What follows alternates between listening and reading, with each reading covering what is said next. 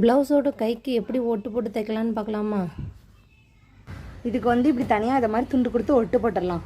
ஆனால் மெயின் ஃபேப்ரிக்கில் இதை மாதிரி இருக்கும்போது இதுக்கும் இதை மாதிரி ஒரு துண்டு வெட்டி ஒட்டு போடக்கூடாது. சரியா?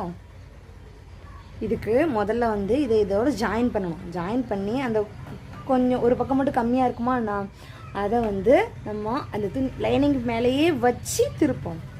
புரிஞ்சுது? அப்படின்னா தான் அது கிளியாது.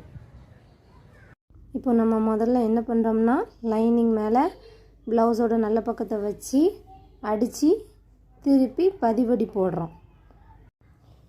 மெயின் ஃபேப்ரிக்கில் தனியாகிட்டு ஒட்டு போட்டுட்டு லைனிங்கில் தனியாக ஒட்டு போட்டுட்டு ரெண்டையுமே ஜாயின் பண்ணலாம். இந்த முறையில் ஜாயின் பண்ணால் கொஞ்சம் ஒரு நாள் உழைக்கும். இப்போவும் ப்ளவுஸில் என்ன பண்ணிகிட்ருக்கோம், பதிச்செடி போட்டுட்ருக்கோம். இந்த தையலை போட்டதுக்கப்புறம் சுற்றி தையல் போடணும். கையை சுற்றி தையல் போடணும்.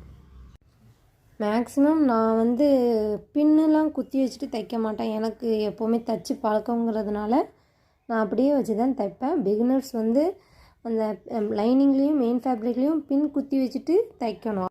அப்போ தான் துணி விலகாது, ஒன்று விலகாது, நீட்டாக தையல் விடும். இப்போ சுற்றி தையல் அடித்தாச்சு. இப்போ ஒட்டு போடுறது எப்படின்னு பார்த்துக்கோங்க.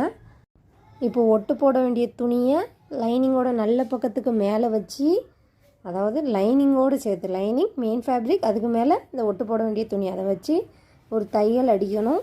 நுனியில் எட்ஜில் மடித்து விட்டுக்கலாம். எனக்கு கரைப்பக்கமாக இருக்குது, அதனால் மடித்து விட தேவையில்லை. அதனால் நான் மடித்து விடலை. கரைப்பக்கம் இல்லைன்னா நீங்கள் மடித்து விட்டு தையல் போட்டுக்கோங்க. சரிங்களா? அதுக்கு மேலே அதை திரும்ப ஒரு பதிவடி போடுங்க. இந்த முறையில் நீங்கள் தைக்கிறதுனால ஒட்டு போடுறோம்ல, அந்த தையல் லேஸில் விடாது. அது லைனிங்கோடு ஜாயிண்ட்டாக இருக்கிறதுனால கை கிளியாது, நல்லா ஸ்ட்ராங்காக இருக்கும். வீடியோ பிடிச்சிருந்தா லைக் பண்ணி சப்போர்ட் பண்ணுங்கள்.